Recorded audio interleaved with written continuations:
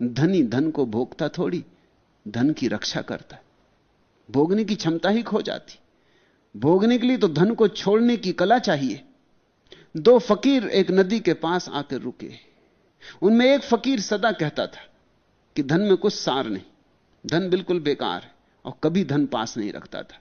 और दूसरा फकीर कहता था वक्त पे जरूरत पड़ सकती, कभी बीमारी है, कभी झंझट है, कभी अड़चन है, कभी यात्रा है, कभी भोजन की जरूरत, थोड़ा साथ रखना चाहिए, धन काम का है। दोनों नदी के किनारे आके रुके, सांझ होने के करीब है और उस पार जाना जरूरी है।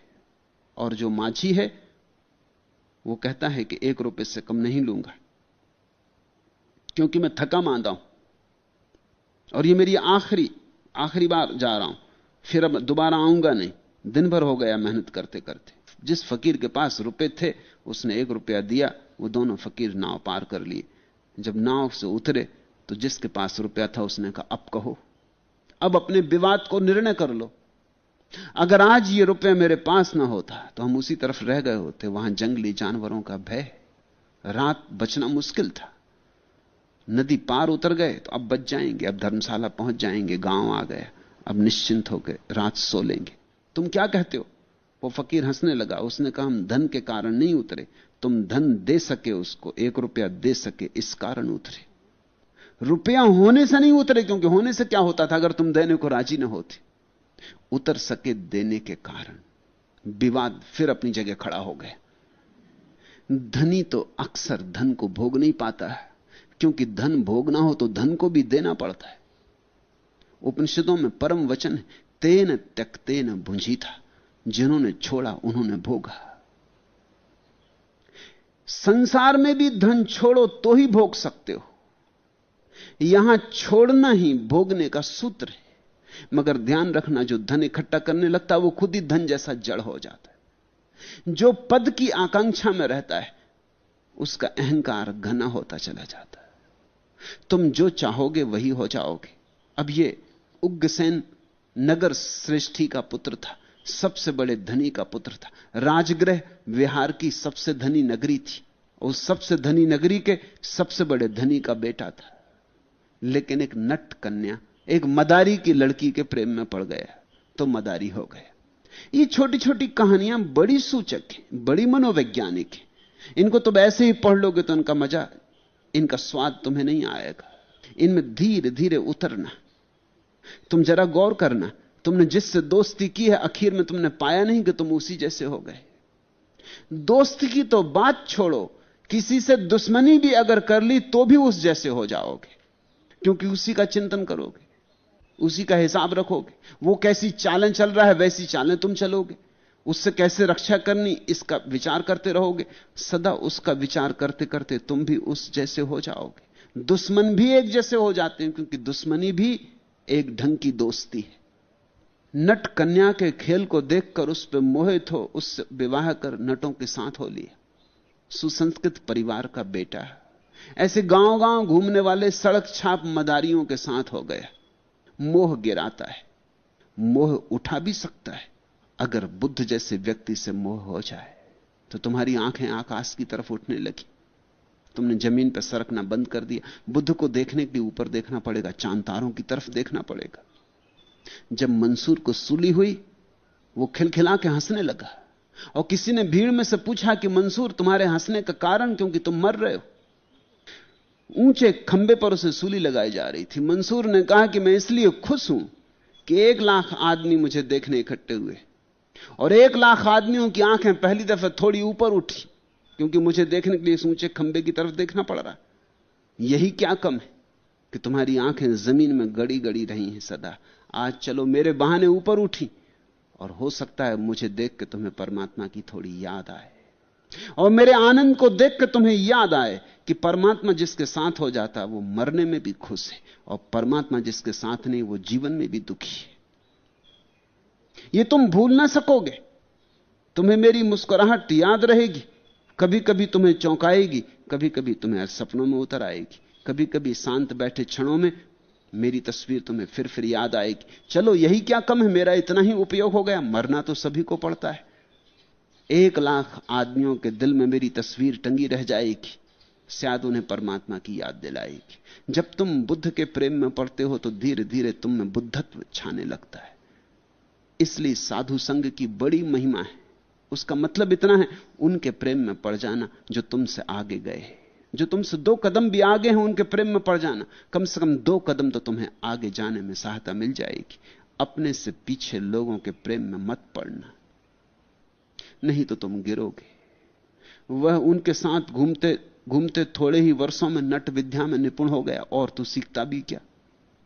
नट से प्रेम करोगे, नट हो जाओगे। नट हो गया। फिर एक उत्सव में भाग लेने वह भी राजगृह आया। लोग लाज भी खो दी होगी, संकोच भी खो दिया होगा। यह भी फिक्र न की कि उस गांव में मेरा पिता सबसे बड़ा धनी है, प्रतिष्ठित है, राजा के बाद उसी का नंबर है। उस गांव में मैं मदारियों का खेल दिखाऊंगा, यह उचित है। लेकिन एक समय आता है जब तुम धीरे धीरे बेशर्मी में भी ठहर जाते हो, वह भी जड़ हो जाती, शर्म भी नहीं उठती, लज्जा भी नहीं उठती। उसका खेल देखने स्वभावतः हजारों लोग इकट्ठे हुए, खेल से ज्यादा तो उसको देखने इकट्ठे हुए कि यह भी कैसा दुर्भाग्य कि इतनी बड़ी संपत्ति, इतनी सुविधा, इतने संस्कार, इतनी सभ्यता में पैदा हुआ आदमी और इस तरह गिरेगा। उस दिन जब भगवान भिक्षाटन को निकले तो सृष्टिपुत्र उग्रसेन 7-8 ऊंची 2 भवनों के बीच में बंधी रस्सी पर चलकर अपना खेल दिखाना शुरू करने वाला ही था। सब तैयारी हो गई थी, लेकिन भगवान को देखकर सभी दर्शक उग्रसेन की ओर से मुख मोड़कर भगवान को ही देखने लगे, बुद्ध की मौजूदगी। एक क्षण को लोग भूल गए तमाशा, एक क्षण को लोग भूल गए उग्रसेन को, एक क्षण को लोग भूल गए मनोरंजन को। यहां आ रहा है कोई जिसका मन समाप्त हो गया, यहां आ रहा है कोई जो दूसरे लोक की खबर लाता। यह प्रसादपूर्ण बुद्ध का आगमन, यह उनके पीछे भिक्षुओं का आगमन, यह बुद्ध का आके अचानक वहां खड़े हो जाना, एक क्षण को लोग भूल ही गए। जहां इतना विराट घट रहा हो वहां क्षुद्र की कौन चिंता करता। उग्रसेन उदास हो बैठ रहा। भगवान ने उसे उदास देख अपने एक शिष्य महामौदगल्लायन से कहा, मौदगल्लायन उग्रसेन को कहो अपना खेल दिखाए और मैं भी उसका खेल देखूंगा, प्रसन्न होकर दिखाए। सद्गुरु इस तरह के उपाय भी करता है। तुम्हें उठाना हो तुम्हारी भूमिका से तो तुम्हारी भूमिका तक उसे आना पड़ता है। तुम्हें तुम्हारे खाई गड्ढे से निकालना हो तो उसको भी अपने शिखर को छोड़ के तुम्हारे गड्ढे में आना पड़ता है। उग्रसेन का पिता बुद्ध का शिष्य था। शायद बहुत बार रोया होगा बुद्ध के पास, शायद बहुत बार कहा होगा कि क्या होगा मेरे बेटे का, यह कैसा पतन हुआ। और ध्यान रखना, उन दिन के धनपति और आज के धनपतियों में बड़ा फर्क है। तुम जानते हो, सेठ शब्द उन दिनों के श्रेष्ठी शब्द से आया है। अब तो सेठ एक तरह की गाली। उन दिनों श्रेष्ठी, जो व्यक्ति बड़े श्रेष्ठ थे वे ही कहे जाते थे श्रेष्ठी, जिनके भीतर एक आत्मिक संपन्नता थी। बाहर का धन तो ठीक था, जिनके पास भीतर का धन भी था। इस उग्रसेन के पिता ने बुद्ध के लिए सारा धन बहाया था। कहते हैं एक बार तो ऐसा हुआ था कि बुद्ध गांव आए, उनके ठहरने के लिए एक बगीचे को खरीदना था, लेकिन बगीचे को बेचने वाला दुष्ट और जिद्दी प्रकृति का था। उसने कहा उतने रुपए में बेचूंगा जितने रुपए मेरी जमीन पर बिछाओगे, पूरी जमीन ढक जाए रुपयों से, उतने रुपए में बेचूंगा।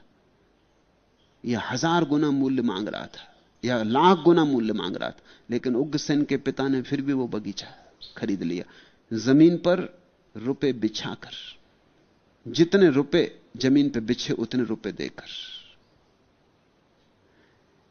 एक महिमाशाली व्यक्ति रहा होगा, बुद्ध के पास रोया होगा बहुत बार इस बेटे के लिए, कहा होगा कुछ करें, आप कुछ करें तो ही अब कुछ हो सकता है, हमारे हाथ के बाहर की बात है। शायद इसलिए बुद्ध उस दिन गए ताकि उग्रसेन को खींच ले। उग्रसेन का तमाशा देखा सिर्फ इसीलिए कि उग्रसेन के भीतर बुद्ध के प्रति थोड़ा भाव पैदा हो जाए। जैसे कोई मछली को पकड़ने के लिए कांटे में आटा लगाता ना, ऐसे बुद्ध ने थोड़ा सा आटा लगाया कांटे में।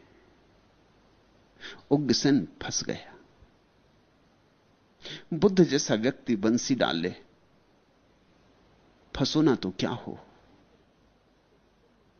इसलिए तो बुद्ध पुरुषों के संबंध में यह बात लोक प्रचलित हो गई कि उनसे लोग सम्मोहित हो जाते, कि लोग उनके मैस्मरिज्म में आ जाते, कि लोग उनके हाथ में बंध जाते। उनसे सावधान रहना, जरा दूर दूर रहना, उनसे जरा बच के रहना। बुद्ध ने कहा, मैं भी तेरा खेल देखने आया उग्रसेन। अब बुद्ध को क्या इस खेल में हो सकता है? सारे संसार का खेल जिसके लिए व्यर्थ हो गया, उसको किसी के रस्सी पे चलने में क्या सार हो सकता है? लेकिन अगर उग्रसेन को अपनी तरफ लाना है तो उग्रसेन की तरफ जाना होगा। तो गुरु कई बार शिष्य की भूमिका में उतरता है, कई बार उसका हाथ पकड़ने वहां आता है जहां शिष्य है। अगर शिष्य वेश्यागृह में है तो गुरु वहां आता है, और अगर शिष्य कारागृह में है तो गुरु वहां आता है। इसके सिवाय कोई उपाय भी नहीं। उग्रसेन अति आनंदित हो उठा। उसने तो यह सोचा भी नहीं था, ऐसा धन्यभाग कि बुद्ध और उसका तमाशा देखने आएंगे। इसका तो सपना भी नहीं देखा था, ये तो सोच भी नहीं सकता था। बुद्ध ने तो किसी का खेल कभी नहीं देखा, किसी का तमाशा कभी नहीं देखा। उसने बहुत तरह के खेल दिखाए, बड़ी उमंग, बड़े उत्साह से। तब शास्ता ने उससे कहा, उग्रसेन ये खेल बड़े अच्छे, लोगों का मनोरंजन भी करेंगे, लेकिन तमाशा आखिर तमाशा, तमाशे में ही जिंदगी गंवा देगा। मनोरंजन तो ठीक है, असली बात तो तब घटती जब मनोभंजन होता है। मनोरंजन तो मन की खुशामद है, वही तो अर्थ है मनोरंजन शब्द का, मन की खुशामद, मन पर मक्खन लगाना, वही मनोरंजन है। मन जो कहे वैसा ही करते रहना, मन जहां ले जाए उसके साथ चले जाना। मन कहे शराब घर, मन कहे वेश्याघर, मन कहे सिनेमा, मन कहे ये, मन कहे वो, उसी के पीछे चलते रहना। इसी तरह तो संसार है। संसार का अर्थ होता है मन के पीछे चलना। चैतन्य को मन के पीछे चलाना अर्थात संसार। मनोभंजन चाहिए, बुद्ध ने कहा, और यह भी कोई कला है। अगर कला ही दिखानी तो मैं तुझे सिखाऊं। रस्सी पे चलने में क्या रखा है? ये तो 60 हाथ ऊंची बंधी है ना। मैं तुझे शिखरों पे चलना सिखाऊं, बादलों पे चलना सिखाऊं, मैं तुझे ध्यान में सधना सिखाऊं। उससे ऊपर और कुछ भी नहीं है। कोई रस्सी उतने ऊपर नहीं बांधी जा सकती। और जो ध्यान में चलता है उससे बड़ा कुशल कोई कलाकार नहीं है, क्योंकि ध्यान में अपने को साधना ठीक रस्सी पर चलने जैसा ही है। बाएं गिरे दाएं गिरे, पूरे वक्त संभालना पड़ता, अब गिरे तब गिरे, और खतरा हर वक्त। लेकिन ध्यान में जो संभल जाता है एक दिन समाधिस्थ हो जाता है, फिर कोई गिरना नहीं। तूने स्वयं को रस्सी पर संभालना सीखा, इतने समय में तो उग्रसेन तू ध्यान भी संभाल सकता था। जितनी देर में तुम धन कमाते हो ध्यान भी कमाया जा सकता है। जितनी देर तुम संसार में लगाते हो उतनी देर में परमात्मा भी पाया जा सकता है। इसी ऊर्जा से, इसी क्षमता से परम मिल सकता है। तुम क्षुद्र में गमाते हो, कंकड़ पत्थर बीनते रहते, जबकि हीरे की खदानें बिल्कुल पास थी। उग्रसेन बुद्धिमान व्यक्ति को जीवन मरण के पार जाने की कला सीखनी चाहिए। तू आ, मेरे पास आ, मैं तुझे वह परम कला और परम कीमिया सिखाऊंगा। क्या है वह परम कीमिया? वही इस सूत्र का अर्थ है। भूत को छोड़ो, भविष्य को छोड़ो, वर्तमान को भी छोड़ो। क्योंकि मन को छोड़ना हो, मनोभंजन करना हो, तो समय को छोड़ना जरूरी। मन है क्या? भूत की स्मृतियां, जो हो चुका उसकी स्मृतियों का जाल स्मृति, और भविष्य की योजनाएं, भविष्य की कल्पनाएं, आकांक्षाएं, वर्तमान की चिंता फिक्र। अगर ठीक से समझो तो मन और समय पर्यायवाची। इसलिए जो भी ध्यान को उपलब्ध हुए उन्होंने कहा कालातीत है ध्यान, समय के पार है ध्यान। मनातीत कालातीत एक ही अर्थ रखते हैं। तो बुद्ध ने कहा भूत को छोड़, भविष्य को छोड़, वर्तमान को छोड़, यह है असली कला। इस तरह इन्हें छोड़कर संसार के पार हो जा, मुक्त मानस होकर, मन